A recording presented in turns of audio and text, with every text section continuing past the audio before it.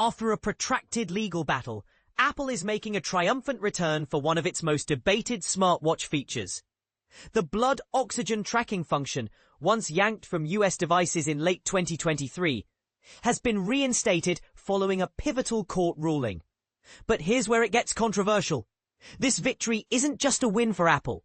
It's a ripple in the broader debate about health tech patents and consumer rights. Let's break it down.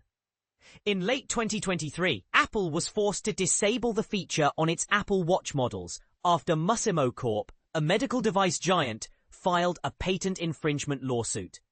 A US customs injunction then blocked the feature's use until the dispute was resolved.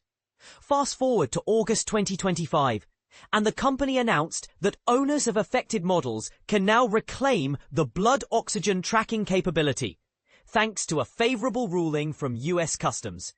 But what does this mean for everyday users? For starters, it's a relief for those who relied on the feature to monitor their health, especially during workouts or high-altitude activities. Yet, the saga raises a thorny question. Should companies like Masimo be allowed to gatekeep such critical health tools through patent claims? And this is the part most people miss. The legal battle wasn't just about a single feature.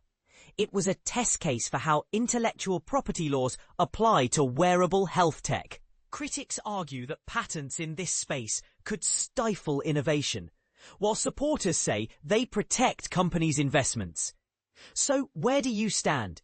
Is this a win for consumer access, or does it set a dangerous precedent for future tech disputes?